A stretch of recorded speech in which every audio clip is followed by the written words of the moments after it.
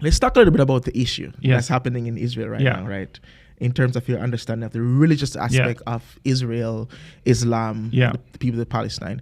So you saw what happened on October 7th, right? Yeah. Where Hamas, this group from the Gaza, launched about 5,000 Mhm. rockets, they said, into Israel, went inside there, decapitated a couple of babies, old people, about 1,200 or so Israelites. And then in response, Israel turned Gaza into much like a desert. Yeah. Like Yeah. bombing, and probably it's still going on right now Yeah. because they are determined that Hamas has to go. Yeah. In the West, where we are, it has like caused a large protest and of pro-Palestinian people Yeah. who are saying, free Palestine. Israel is occupying, colonialism Yeah. and all those kind of things. What's your take on that in terms of religious? Yeah, So we're yeah. not going to get into the political aspect of it because we know that there's a lot of politics Yeah. involved. But religiously, what's your Yeah. take on that? So there is a religious element from the Israeli side. For the past several decades, Israel has been populating Palestinian, what was supposed to be Palestinian territory. And just to be clear, what areas were those? So throughout the Oslo peace process, which was if I'm not an historian, but I think it was throughout the 90s. Fact check, guys. You can look it up. I think it was throughout the 90s. May have started it probably started in the late 80s and stretched throughout the 90s. Right. Throughout that whole so-called peace process, Right. Israel was populating what was supposed to become eventually Palestinian territory with settlers. Right. And that was at the West Bank and Gaza. Yes. Okay. That was the West Bank and Gaza, which, according to an international consensus, was supposed to turn into a Palestinian state eventually. And so throughout that whole process, Israeli settlers, motivated by religion in large part, settled with the blessing of the state, the Israeli state, settled these territories. And so today we have hundreds and thousands of Israeli, largely religiously motivated settlers on these lands. And they pretty much partition up is a Palestinian territory. So that there is that even if you magically snapped your finger and said there's now a Palestinian state, that state would be completely divided up by these settlements and the roads that connect the settlements. So it's not just the settlements, it's the roads that connect the settlements, and only Israelis are allowed to travel on those roads. Really? Yes.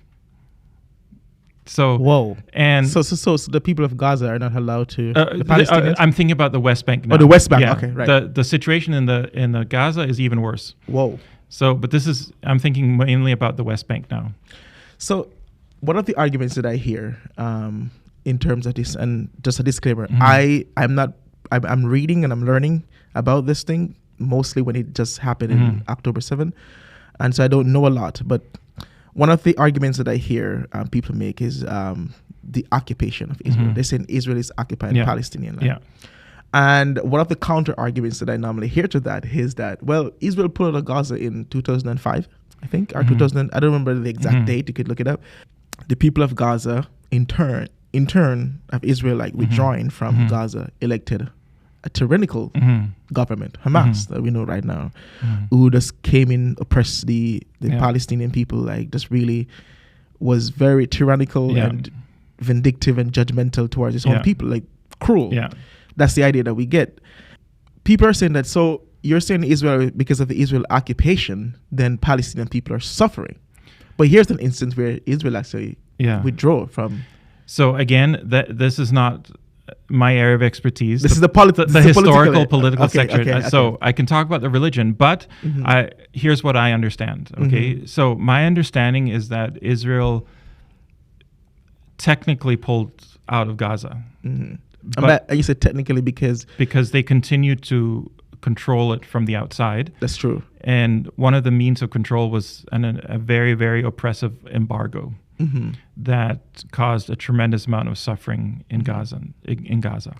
So here's how I view it. The Gazans reacted, and I would say the Palestinians have reacted the same way that all oppressed peoples have reacted throughout history. Not perfectly. Nobody who's inhuman. No human beings throughout history have reacted perfectly to oppression. Right. But they reacted in their. The main thing I want to emphasize is that Palestinians are human beings. Right. And they react in the same way that other human beings react. Yeah. And so they reacted the same way that other human beings throughout history that are oppressed have reacted. Here's a political movement, the Hamas, that's willing to stand up for us. Yeah. And they were like, okay, and we'll at support them. least they're doing something. Right. Whereas the Palestinian Authority was viewed as being too weak and too in bed with United States and Israel. And so, yeah. And I mean, there's a level of hypocrisy to it too. So to even people here who are saying they're pro-Palestinian, right? Pro-Palestine. Because they've been suffering. Yeah. Where were you all along to protest? like you're now just seeing it. No, now you suddenly care. Yeah. But let's go back on the religious front. Who has the claim? Who does that land belong to? Well, the settlers think that the land belongs to them. That's the Israelis. Those Israeli settlers that I was just talking about, right? Who are settling what was supposed to be Palestine. They're settling that land because they think God gave them the right to own that land. To own the land. But he did, didn't he? From the Old Testament. From the Old Testament. So let's dig a little more. Like where God told Abraham that he would give him the land forever, right? And to his seed and to his children. That's his promise. That's very clear in the Old Testament. And we know that those people are the Jewish people. And there's a literal interpretation of that, and there's also a spiritual interpretation of that in terms of the New Jerusalem. But we're not going to get into that too much. But from a literal perspective, God did tell the Jews that I'm going to give you this land. So by that, they have claim, and we've seen this land being conquered and taken over by various different groups throughout history. But how much weight does that claim have that God said, I'm giving it to the Jewish people? So again, is that a good claim enough? That depends on our understanding of what a modern political state should look like. Okay. If I believed in theocracy, then it might have weight. If I'm a theocrat, right, if I'm a theocracy like Saudi Arabia, right, maybe that kind of claim had. But does Israel want to be like Saudi Arabia? Does Israel want to be a theocracy? Doesn't seem so. So you're saying that they only have the claim to the land in terms of what they want their political ideology to be, a theocracy, where God rules. Yes, that's the only way they could take claim. Yeah. So are you saying that at some point in time the promise became not literal? Well, how do you explain the fact that God said that it will be theirs forever, regardless of whether they're a theocracy or not? How does that negate? I sure hope it's not literal. I hope it's something else. Why? Because I don't think we should invoke the name of God when conquering territory. It's why is that? Because people would say we see that in the Old Testament. I have a different view of God. All right, that's interesting. Tell us about that view. Well, I don't think God is in the business of conquering territory. I think God is in the business of trying to promote peace. I don't think God is a warlike God. I don't think God is a warrior. Yeah. Interesting. That's an interesting view. But if you have a different view of God, like the theocratic one that I just mentioned, then God is heavily involved in politics. Yeah. And conquering and overthrowing people. Yeah. But we did kind of see that type of God in the Old Testament, no? Yeah. So are you saying that he changed? Yeah.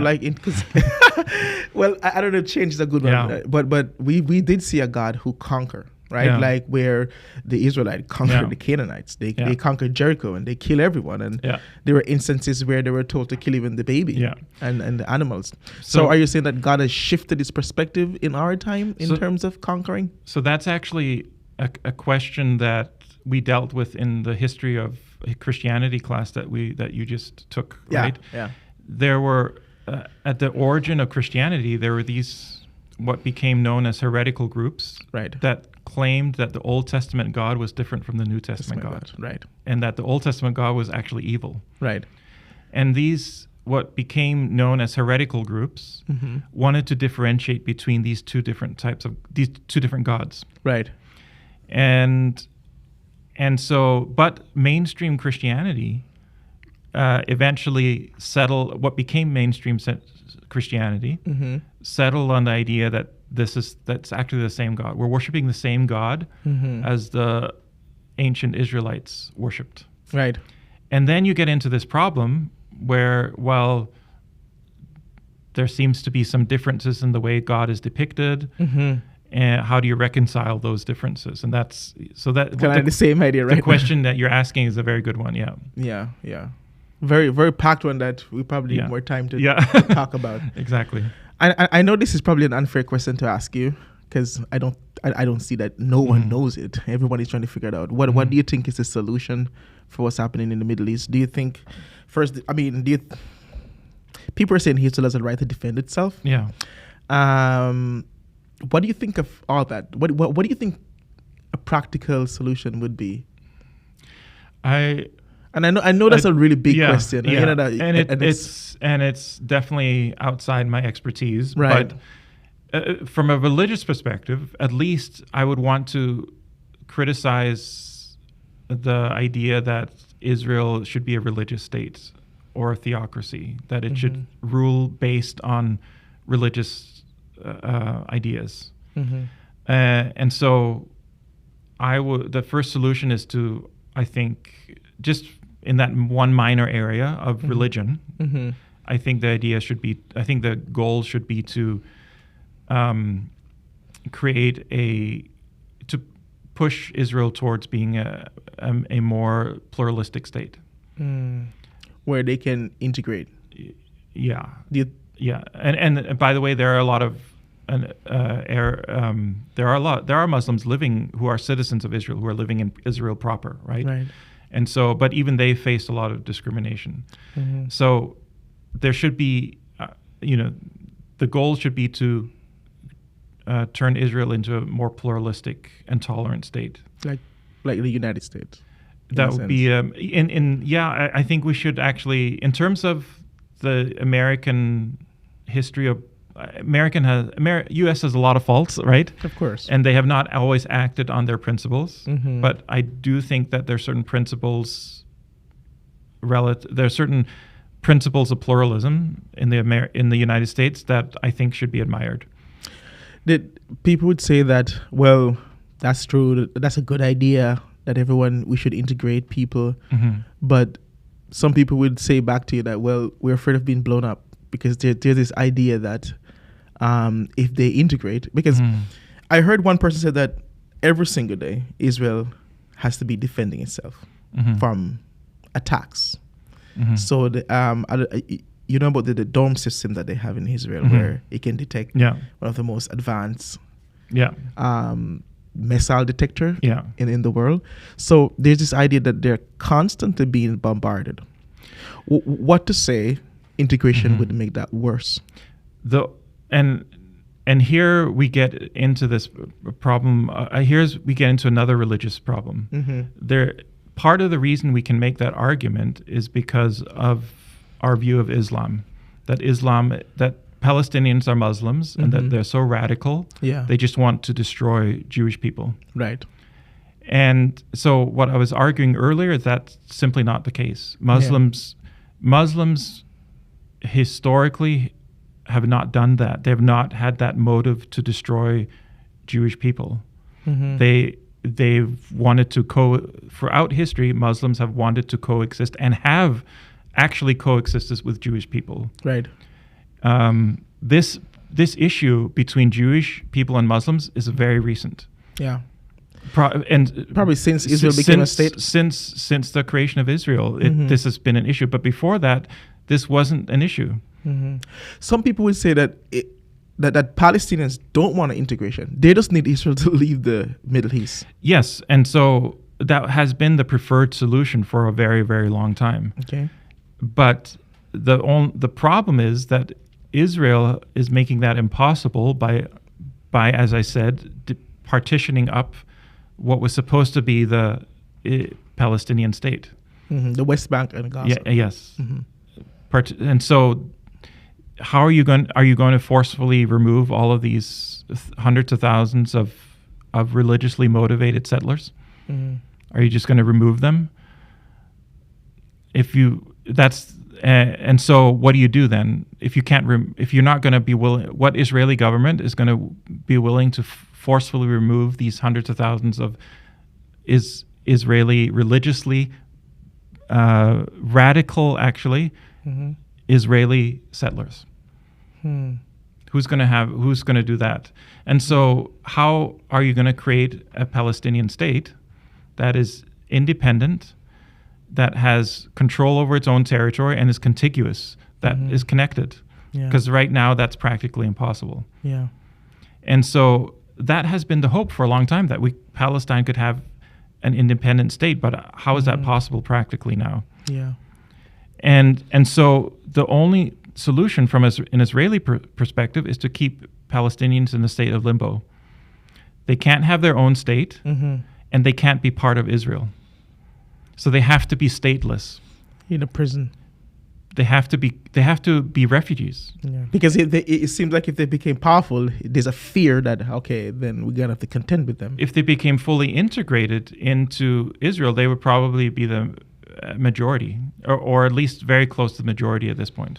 Oh, really? So we'll probably see more a Palestinian government in Israel than an Israeli government. It would, at that, if, again, this might also be a pipe dream, because Israelis would never allow that, right? Exactly. So, but if it were possible, it would then be a normal democratic state where the people living had full right. People living in that territory would have full rights. Right now, Palestinians don't have full rights. Yeah. They don't have the rights that we enjoy.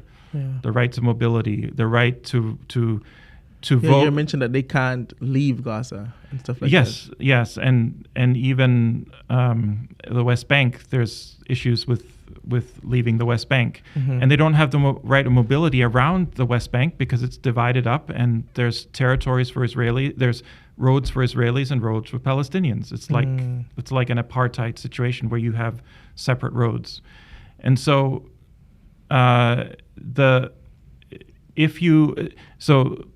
don't have the right of mobility. They don't have the right to vote in relation to the political powers that control their lives. They don't have voting rights when it comes to this in Israel, right? And it's Israel that's basically controlling their lives. Even though there's local government that they can vote for, they can't really vote to change the decisions that the politicians that are really controlling their lives make. So they don't have full voting rights in the way that we enjoy voting rights.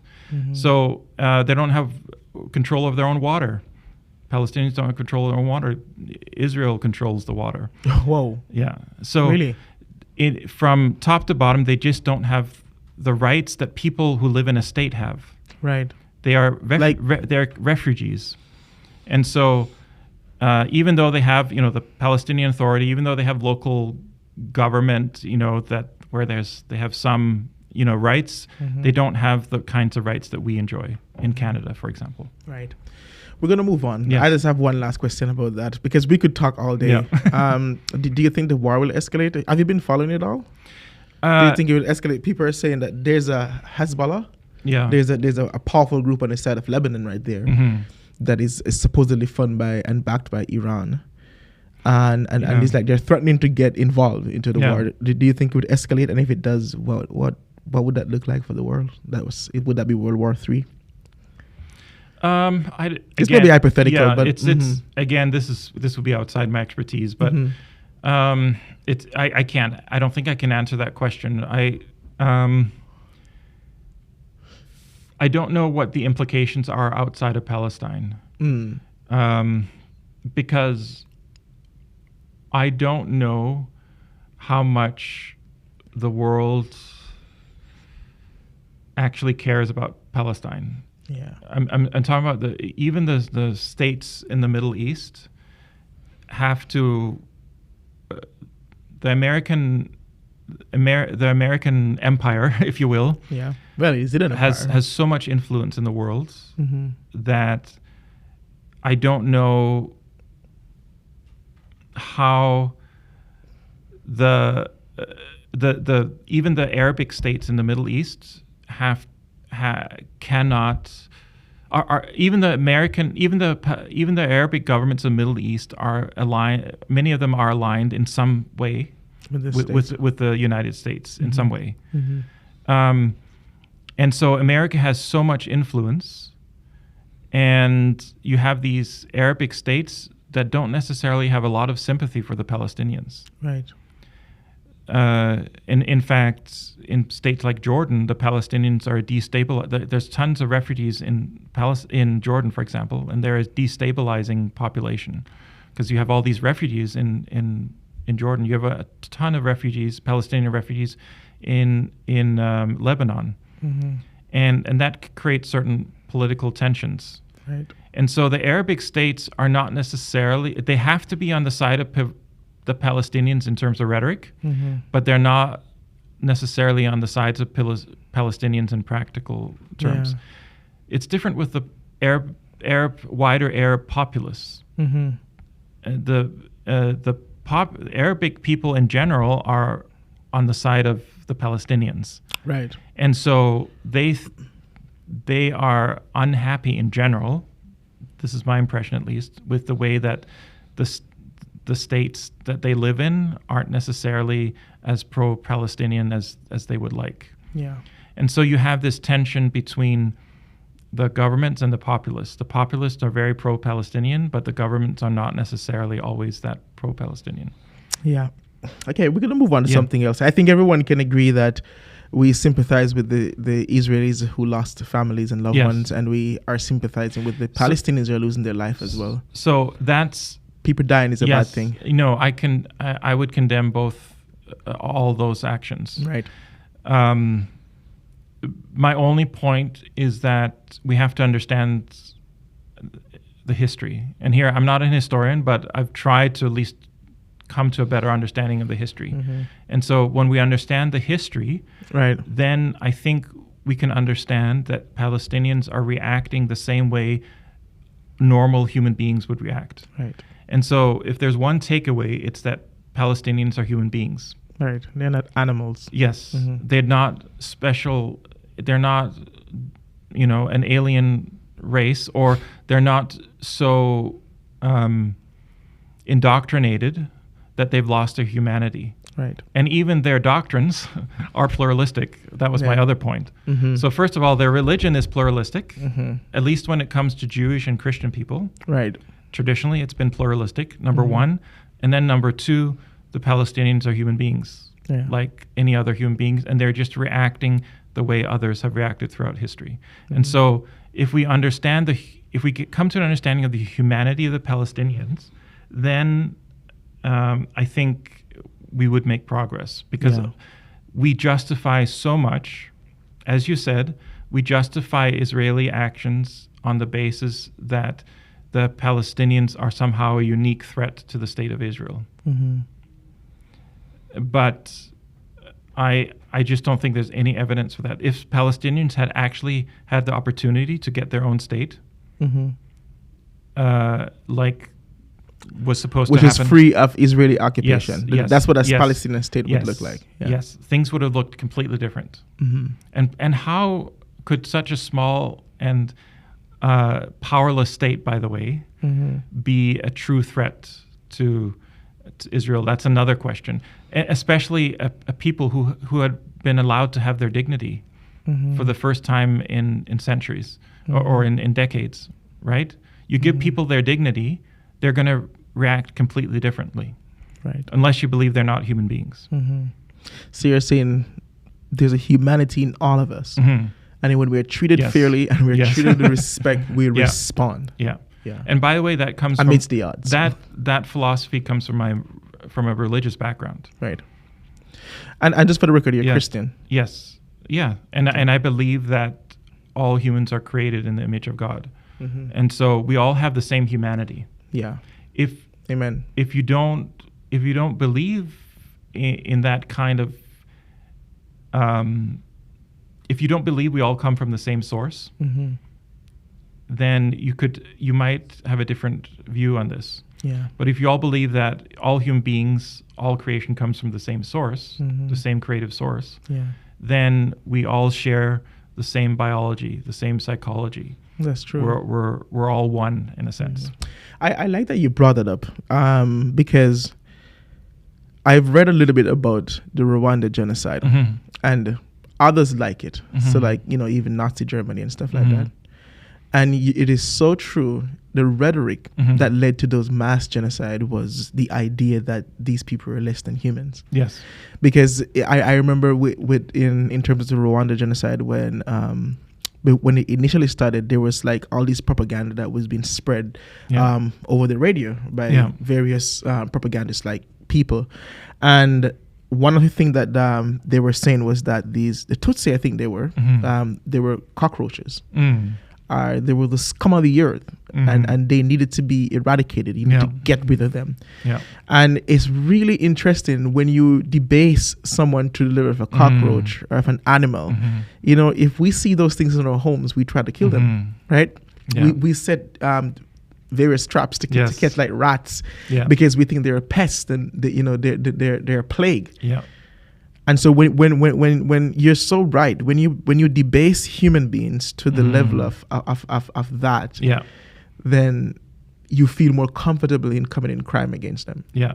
Very good point. I think that's a lesson that we all can learn, is that we all have our humanity, and that comes first. Yeah.